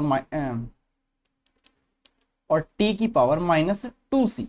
जब इनको हम मिलाएंगे, इनको हम ऐसा लिख देते हैं पहले, और इनको जब हम मिलाएंगे तो लास्ट में क्या आएगा, M की पावर A, L की पावर हो जाएगी B प्लस C और T की पावर हो जाएगी -2C। ठीक है, ये हो जाएगी हमारी समीकरण नंबर 3। अब हमें पता है कि होमोजेनिटी हम पढ़ के आए हैं डायमेंशंस की, उसमें सेकेंड इक्वेशन और थर्ड इक्वेशन आपस में क्या होनी चाहिए, बराबर होनी चाहिए। तो हम इनका क्या करेंगे, कंपैरिजन कर लेंगे। इनमें देखो जो M की पावर है सेकेंड इक्वेशन में कितनी है, 0 है, थर्ड में कितनी है, A है, तो A की वैल्यू कितनी आई, 0 आई, ये हमने इक्वेशन दी फोर्थ A। इसी प्रकार से B प्लस C जो L की पावर है थर्ड इक्वेशन में और सेकंड में कितनी है, 0, तो मतलब B प्लस C की वैल्यू कितनी होनी चाहिए, 0 होनी चाहिए। थर्ड में क्या है, -2C इज इक्वल टू क्या होना चाहिए, 1 होना चाहिए। ये हो जाएगी फोर्थ C। अब आप फोर्थ C से देखो, C की वैल्यू हमारे पास सीधी सीधी कितनी आ रही है, -12 आ रही है। ये हमारे पास है इक्वेशन नंबर 5। ठीक है, और अगर आप इस C की वैल्यू फोर्थ B में रखोगे तो क्या बनेगी, B -12 इज इक्वल टू 0, तो B की वैल्यू कितनी आ जाएगी, प्लस की हाफ, समीकरण नंबर 6। तो आप अगर इसको देखो, ये तो हो गई A इज इक्वल टू 0, यहां पर आ गया हमारे पास C की वैल्यू -12 और B की वैल्यू कितनी आ गई, +12। इन सब की वैल्यू हम अगर वापस समीकरण नंबर 1 में रख दें तो हमें टाइम का फॉर्मूला मिल जाएगा। कैसे मिलेगा, देखो, के M की पावर कितनी, 0, L की पावर B है, B की वैल्यू कितनी है, हाफ, और G की पावर कितनी है, C है, इसकी पावर हो जाएगी -12। जैसे ही हम इसको नीचे लेके आएंगे, M की पावर 0 है, किसी भी संख्या की पावर 0 होती है वो क्या होती है, 1 होती है। L की पावर हाफ और G की पावर नीचे हो जाएगी हाफ। इसको कंबाइंड में लिख सकते हैं हम L/G की पावर हाफ। और आप देखो किसी भी संख्या की पावर जो हाफ होती है उसको हम किससे लिखते हैं, रूट से लिखते हैं। रूट का मतलब ही होता है पावर हाफ। इसको हमने लिख दिया कि √L/G, ये आ जाएगी T की वैल्यू। तो आपको इतना ही लिखना है कि T की वैल्यू जो है कितनी होती है, K√L/G। और कई बार आपको क्या करता है, जब भी ऐसे क्वेश्चंस आते हैं उन क्वेश्चंस में K की वैल्यू पहले से देता है और K की वैल्यू यहाँ पर देख रखा होता है 2π, तो ये क्या बन जाएगा, T is equal to 2π√L/G। ऐसे आपको फाइंड करना होता है। ठीक है, अब हम क्या करेंगे, इस लेक्चर का जो सबसे लास्ट टॉपिक है सिग्निफिकेंट फिगर्स, उसके बारे में पढ़ेंगे। अगर इस चैप्टर को हम 3 पार्ट्स में डिवाइड करेंगे, जैसे मैंने आपको स्टार्टिंग में बताया था, तो जैसे फर्स्ट पार्ट तो हो गया जो हम बेसिक क्वांटिटीज वगैरह के बारे में पढ़ते हैं, सेकंड जो हो गया वो डायमेंशन के बारे में, और तीसरा जो पार्ट है वो सिग्निफिकेंट फिगर्स के बारे में। पहले क्या हुआ करता था कि जो एनसीईआरटी में एक एरर नाम का टॉपिक और भी था, एरर पढ़ना बहुत जरूरी भी है। तो इस लेक्चर में तो मैं आपको नहीं बताऊंगा, क्यों नहीं बताऊंगा, क्योंकि एनसीईआरटी का पार्ट नहीं है, केवल आपको उस हिसाब से करवा रहा हूँ जो एनसीईआरटी में प्रेजेंट अभी है। अगर आपको एरर पढ़नी है तो आप कमेंट बॉक्स में कह सकते हो, मैं आपके लिए अलग से एरर का एक टॉपिक बना दूंगा, एक वीडियो अलग ही बना दूंगा। मतलब सबसे पहले हम ये देखते हैं कि सिग्निफिकेंट फिगर्स जो होते हैं उनको हिंदी में क्या बोलते हैं, उनको बोलते हैं सार्थक अंक।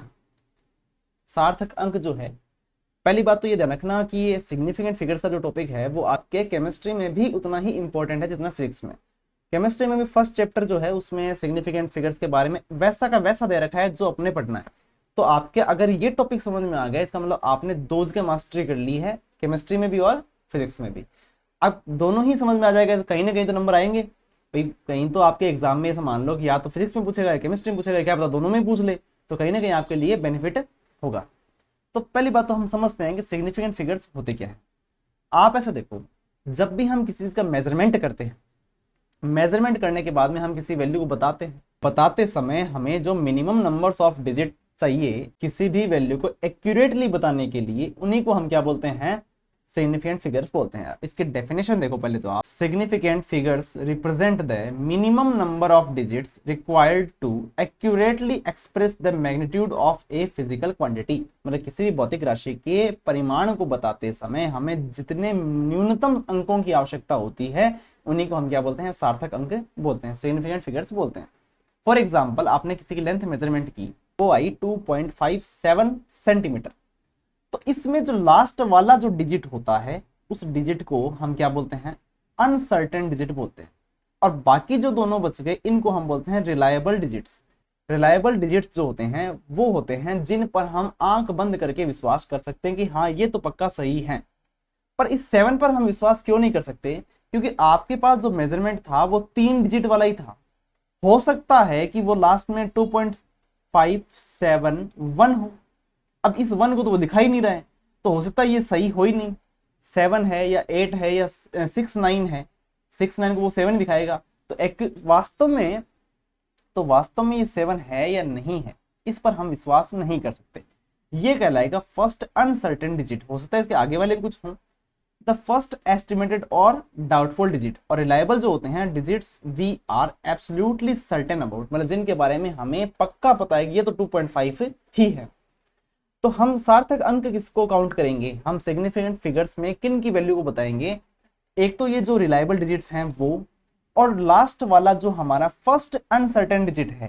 जैसे मान लो आपके पास 5 अंक भी दे रखे हैं पर हमें तो 3 तक की बात करनी है, तो 2 तो आपके हो जाएंगे रिलायबल, बाकी एक जो बच गया वो क्या हो जाएगा, अनसर्टेन डिजिट हो जाएगा। फर्स्ट अनसर्टेन डिजिट को भी हमें कैलकुलेट करना है। इन सबको मिलाकर जो क्या बनते हैं, सिग्निफिकेंट फिगर्स बनते हैं। इनके एग्जाम्पल में आप और अच्छे समझ पाओगे। पहले हम इनके पढ़ते हैं, जो रूल होते हैं उनको पढ़ते हैं। सबसे पहली बात, जितने भी ऑल नॉन जीरो डिजिट्स होते हैं वो सारे क्या हैं, सिग्निफिकेंट होते हैं। मतलब आपके टोटल संख्या कितनी होती हैं, डिजिट्स कितने होते हैं, 0 से लेकर 9 तक होते हैं।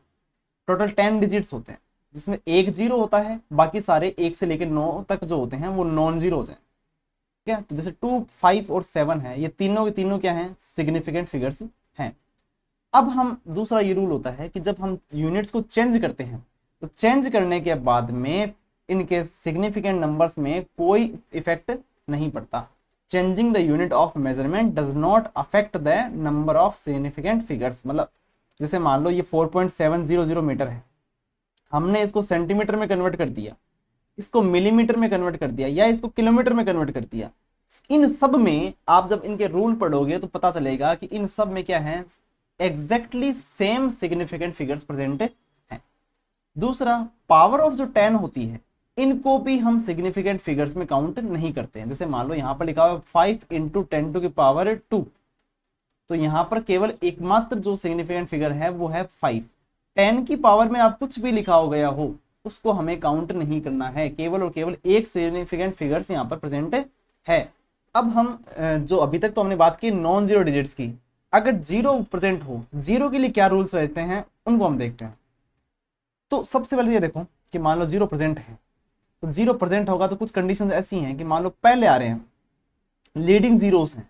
लीडिंग जीरो होने का मतलब जैसे एग्जांपल आपको दे रखा है यहाँ पर, फर्स्ट नॉन जीरो डिजिट जो होता है उससे पहले जितने भी डिजिट आते हैं चाहे डेसिमल प्रेजेंट हो या डेसिमल प्रेजेंट नहीं हो, उन वो जो होते हैं जीरो वो सिग्निफिकेंट फिगर नहीं होते। ठीक है, जैसे आपको एग्जांपल से एक और बना देते हैं, 0.05 है, इसमें ये दोनों जो जीरो हैं फर्स्ट नॉन जीरो डिजिट से पहले आने वाले, उनको हम सिग्निफिकेंट फिगर में या सार्थक अंकों में काउंट नहीं करते। फिर ये देखो मान लो दो नॉन जीरो डिजिट्स के बीच में कोई जीरो आ रहा है, जैसे ये 2007 दे रखा है यहाँ पर, तो ये 2 और 7 जो दो नॉन जीरो डिजिट हैं, अशून्य अंक हैं, इनके बीच में जो जीरो आएंगे वो भी सार्थक अंक होते हैं, सिग्निफिकेंट फिगर्स होते हैं। तो यहाँ पर टोटल कितने हो गए, 4 सिग्निफिकेंट फिगर्स हो गए। एग्जाम में भी आपको ऐसे ही पूछते हैं कि आपको कोई ने एग्जाम्पल दे देंगे 4-5, आपको पूछेंगे कि इनमें सार्थक अंकों की संख्या कितनी है। ट्रेलिंग जो जीरोस होते हैं, जो लास्ट में जीरो आते हैं, उनमें क्या रूल होता है वो देखो। अगर डेसिमल प्रेजेंट है, डेसिमल प्रेजेंट होने का मतलब हो गया कि जैसे यहाँ पर है 2.500, तो इनमें डेसिमल प्रेजेंट है तो ये जो लास्ट वाले डिजिट होते हैं ये भी सार्थक अंक काउंट करते हैं, यहाँ पर लिखा हुआ सार्थक अंक हैं। ठीक है, और is there no decimal point, अगर कोई डेसिमल पॉइंट प्रेजेंट नहीं है तो वो सार्थक अंकों में काउंट नहीं करेंगे। जैसे 2500 यहाँ पर लिखा हुआ है, 2500, इसमें ये जो लास्ट वाले दोनों डिजिट जो हैं वो सिग्निफिकेंट फिगर नहीं है, दोनों जीरो को हम काउंट नहीं करेंगे, तो केवल 2 और 5 जो दो सिग्निफिकेंट फिगर हैं उन्हीं को हम काउंट करेंगे। ऐसे ये जो 4 जो जीरो वाले रूल हैं इनको आप याद रखोगे। ठीक है, अब दोबारा एक बार इनको समराइज कर लेते हैं। ऑल नॉन जीरो डिजिट जो हैं वो क्या होंगे, सिग्निफिकेंट फिगर होंगे। जैसे 257 है, इसमें कितने होंगे, 3 होंगे। 2007, अब इसमें क्या है, 2 और 7 के बीच में कितने हैं, 2 जीरो हैं, तो ये भी सार्थक अंक होते हैं, तो टोटल हो गए 4। लीडिंग जीरो जो हैं इनको हम काउंट नहीं करते, तो 5, 7 और 6 ये तीन ही क्या है, सार्थक अंक हैं। ट्रेलिंग जीरो जो है, अगर नो डेसिमल, डेसिमल प्रेजेंट नहीं है, दशमलव संख्या प्रेजेंट नहीं है, तो क्या होगी, जो लास्ट वाले होंगे उनको हम काउंट नहीं करेंगे, तो केवल कितने हो गए, 2। अगर डेसिमल है तो लास्ट वाले भी क्या होंगे, सार्थक अंक होंगे, तो टोटल कितने हो गए, 4। और पावर ऑफ 10 जो है, इसमें ये 10 का कोई लेना देना नहीं है, हमें इसको काउंट करना ही नहीं है, तो केवल किसको ध्यान रखना है, 5 को ध्यान रखना है। इसमें सिग्निफिकेंट फिगर कितने हो गए, 1। ठीक है, अब बात हम करते हैं जब भी हम अर्थमेटिक ऑपरेशंस करते हैं, मतलब हम जब जोड़ बाकी या गुणा भाग करते हैं तो क्या रूल रहते हैं, उन पर हमें ध्यान रखना पड़ता है। जब हम न्यूमेरिकल सॉल्व करते हैं उसमें लास्ट में जो वैल्यू लिखी जाती है उसमें कितने हमें वैल्यू लिखनी है, कितने अंक हमें लिखने हैं, उनको हमें ध्यान रखना पड़ता है।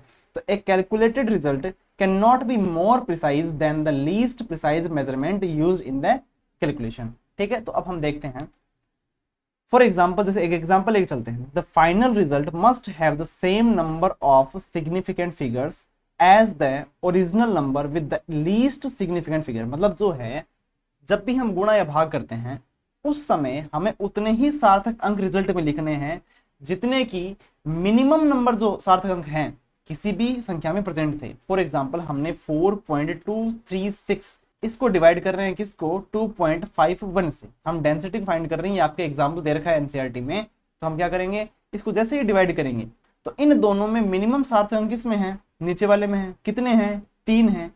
अब जब हम इसको डिवाइड करते हैं तो वैल्यू आती है कुछ इस प्रकार से 1.68804 एंड सो ऑन ग्राम पर सेंटीमीटर क्यूब। पर हमें इतने सारे नहीं लिखने हैं, हमें कितने लिखने हैं वो ध्यान रखना है। हमें लिखने हैं जितने इनमें मिनिमम है, और मिनिमम कितने हैं, 3 है, तो हमें 3 तक ही राउंड ऑफ करना होता है, यहाँ पर तक ही हमें काउंट करने हैं, इसके आगे वाले हमें नहीं लिखने। और राउंड ऑफ करने का तरीका क्या रहता है वो भी हम पढ़ेंगे, पर तरीका देखो एक बार समझ लेते हैं। जैसे इसके आगे वाला जो डिजिट है अगर वो 5 से बड़ा होता है तो हम क्या लिखते हैं, इसको 1 बढ़ा के लिख देते हैं। तो हमने क्या लिख दिया, 8 + 1 मतलब 9, तो 1.69 हमने लिख दिया। इस प्रकार से इसको सॉल्व करना होता है। पर एडिशन में और सब्ट्रैक्शन में क्या होता है वो हमें ध्यान रखना है। इसमें ये रूल रहता है कि दशमलव जो होता है डेसिमल, इसके बाद वाले पॉइंट पे देखो आप, इसमें कितने लिखे हुए हैं, इसमें देखा हुआ 3 और 2, इसमें है 2 और लास्ट वाले में 301। इसमें कितने डेसिमल प्लेस, मतलब डेसिमल प्लेस के बाद में सार्थक अंक कितने हैं, इसमें 2 हैं, इसमें 1 है, इसमें 3 है। तो जो मिनिमम है, लिस्ट है, the final result must have the same number of decimal places as the original number with the least decimal places। मतलब क्या है कि दशमलव संख्या के बाद में कितने जो सार्थक अंक हैं और उनमें जो मिनिमम है उसको ही हमें फाइनल रिजल्ट में लिखना होता है। जब हम इनको जोड़ेंगे, जोड़ने के बाद रिजल्ट क्या आएगा 663.821। तो दशमलव के बाद में 3 डिजिट्स आएंगे, पर हमें तो कितने लिखने हैं, 1 डिजिट लिखना है। तो हमने क्या किया, इसको राउंड ऑफ कर दिया और लास्ट में 8 लिख दिया, तो 663.8 ग्राम, ऐसे आंसर इसका आ जाएगा।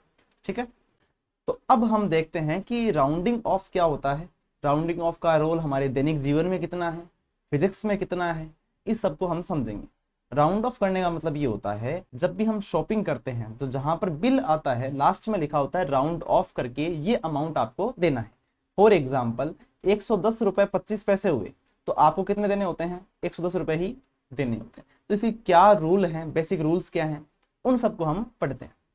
सबसे पहले तो आपको ये देखना होता है कि जिस भी डिजिट को हमें ड्रॉप करना है, हटाना है, उसकी वैल्यू 5 से बड़ी है या 5 से छोटी है।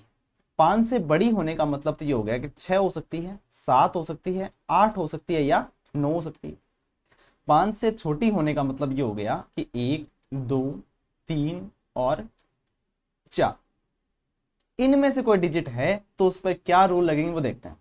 भाई पहले से अगर ये समझो 5 से बड़ा है तो इंक्रीज प्रीसीडिंग डिजिट बाई 1, मतलब जो इससे पहले वाला डिजिट है उसको 1 बढ़ाना है, +1 करना है। और अगर 5 से छोटा है तो प्रीसीडिंग डिजिट रिमेन्स अनचेंज्ड, मतलब उसको कोई भी हमें चेंज नहीं करना है। आपके सामने एक एग्जांपल लिखा हुआ है 7.579। इसका मतलब क्या है कि हमें मान लो अगर 9 को हटाना है, ड्रॉप करना है, 9 जो है वो 5 से बड़ा है, 5 से अगर बड़ा है तो इससे जस्ट पहले वाले डिजिट जो कि 7 है, इसको क्या करना होता है, 1 बढ़ाना होगा। तो हमने क्या लिख दिया 7.58, 9 को हटा दिया। और अगर यही संख्या इस प्रकार से हो 7.564, और हमें ये देखना है कि जिसको हमें ड्रॉप करना है जो कि यहाँ पर 4 है, अगर इसकी वैल्यू 5 से छोटी है जो कि है, इसलिए हम क्या करेंगे, इस पहले वाले को अनचेंज छोड़ देंगे, हमें कोई भी चेंज नहीं करना। तो लिख दिया हमने 7.56। ठीक है, अब हमें ये देखना है कि मान लो हमने ये तो देख लिया कि 0 से लेकर 4 और 6 से लेकर 9 हो तो क्या होगा, पर मान लो 5 ही हो तो 5 वाले में अलग रूल लगता है, वो क्या है वो देखते हैं। तो अगर डिजिट 5 है तो what if the digit to be dropped is exactly 5, तो हमें क्या करना होगा, प्रीसीडिंग डिजिट अगर हमें देखना है कि वो इवन है या ऑड है। मतलब क्या है, देखो जैसे ये दो संख्या यहाँ पे सामने लिखी हुई 7.565 और 7.575, हमें लास्ट वाला डिजिट जो दिख रहा है वो दोनों में क्या है, 5 है। हमें इस 5 को क्या करना है, राउंड ऑफ करना है। तो हमें ये देखना पड़ेगा कि इससे पहला वाला डिजिट क्या है, वो 6 है, और 6 क्या होता है, एक इवन डिजिट होता है। इसलिए हम क्या कहेंगे कि इसकी वैल्यू को हमें छेड़ना ही नहीं है, इससे पहले जो है 6 है तो 6 का 6 ही रहने देना है। तो हमने क्या लिख दिया 7.56। पर अगर यही इससे पहले देखो 5 से पहले 7 है, 7 क्या होता है, ऑड होता है, विषम होता है, विषम होता है, इसलिए इसको क्या करना पड़ेगा, +1 करना पड़ेगा। तो increase by 1 and make it even. हमेशा ध्यान रखो जब भी 5 होगा तो लास्ट वाला जो डिजिट बनेगा वो हमेशा इवन बनेगा। तो कहने का मतलब है कि अगर पहले से इवन है तो उसको छेड़ो ही मत, और अगर ओड है तो इसको 1 बढ़ा के लिख दो, वो अपने आप ही क्या बन जाएगा, इवन बन जाएगा। अब ये देखो एक न्यूमेरिकल देखते हैं हम, जो आपके एनसीईआरटी में दिया गया है कि एक क्यूब है हमारे पास, और उस क्यूब की जो मेजरमेंट किया हमने तो उसकी जो लेंथ आई, साइड आई, वो कितनी आई, 7.203 मीटर।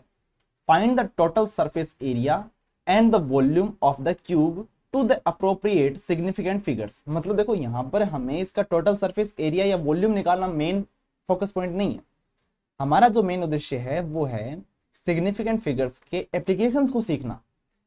हमने यहाँ पर मेजरमेंट किया, ये आ रही है 7.203 मीटर। ठीक है, अब ये आपको ये देखना है कि इसमें total number of significant figures कितने हैं, कितने हैं। देखो 7, 2 और 3, ये तो हो गए 3 जो हैं सिग्निफिकेंट फिगर हो गए। क्यों, क्योंकि ये नॉन जीरो है। इसमें जो जीरो आ रहा है वो क्या है, वो 2 नॉन जीरो डिजिट्स के बीच का जीरो है, इसलिए वो भी क्या होगा, सार्थक अंक होगा। तो हमने एक और जोड़ दिया, टोटल सार्थक अंक कितने हो गए, 4 हो गए। तो यहाँ पर लिखा हुआ है टोटल जो सिग्निफिकेंट फिगर्स, टोटल जो सिग्निफिकेंट फिगर्स हैं वो कितने हैं, 4 है। अब हमें पता है इसका टोटल जो सरफेस एरिया होता है, इसका फॉर्मूला क्या होता है, 6 इंटू साइड का स्क्वायर, और वॉल्यूम क्या होता है, साइड का क्यूब। इन दोनों फॉर्मूला की सहायता से हमें क्या करना पड़ेगा, इनकी वैल्यू को निकालना पड़ेगा। तो सबसे पहले सरफेस एरिया देखते हैं। सरफेस एरिया आप निकालोगे तो 6 मल्टीप्लाई बाई साइड का स्क्वायर, साइड कितनी है 7.203 का स्क्वायर। जब हम इसको सॉल्व करते हैं तो वैल्यू आ रही है ये। अब देखो मेन चीज क्या है कि हमारा उद्देश्य मैथ सीखना नहीं है, मैथ तो आपको आती है, कैलकुलेशन आप कर सकते हो। बात है कि हमें तो फिजिक्स सीखनी है। इसमें फिजिक्स क्या है कि हमें सार्थक अंकों को सीखना है। वैल्यू मान लो ये आ रही है, हमने ये पढ़ा था जब भी हम गुणा करते हैं, गुणा करते समय हम ये देखते हैं कि जो minimum number of significant figures है उतने ही हमें लेने हैं। जैसे यहाँ पर कितने थे 4 थे, तो हमें रिजल्ट में भी कितने लिखने हैं 4 लिखने हैं। तो एक तो हो गया 3, 1, 1 और 2, यहां तक मतलब इस पार्ट तक हमें सिग्निफिकेंट फिगर लेने हैं। अब बात है कि ये इनका हमें क्या करना है, फिर इनको सीधा नहीं हटा सकते, इनको हटाएंगे हम राउंड ऑफ की प्रोसेस के थ्रू। अब हमें ये देखना है, जैसे मान लो हमें 2 तक रखना है तो इसके अगला जो डिजिट है वो क्या है 9 है। क्या 9 जो है वो 5 से बड़ा है? बिल्कुल है। अगर 5 से बड़ा होता है तो इस पहले वाले डिजिट को हम क्या करते हैं 1 बढ़ा के लिखते हैं, तो 2 + 1 कितना हो जाएगा 3 हो जाएगा। तो हम लास्ट फाइनल आंसर में क्या लिखेंगे 311.3 मीटर स्क्वायर। ठीक है। इसी प्रकार से जब हम क्यूब भी निकालेंगे, क्यूब निकालते समय भी क्या करते हैं a का क्यूब करते हैं। ये हमारे पास आंसर आ गया क्यूब करने के बाद में। बात है कि हमें 4 डिजिट तक रखने हैं, तो ये 4 डिजिट वो रहे। अब आगे क्या रहा है 1 आ रहा है, 1 5 से छोटा है, छोटा है इसलिए हम इसको क्या करेंगे वैसा का वैसा ही पड़ा रहने देंगे। तो ये कितना आया 373.7 मीटर क्यूब। ठीक, तो ये था हमारा पहला लेक्चर। उम्मीद करता हूँ आपको सारा समझ में आ गया होगा।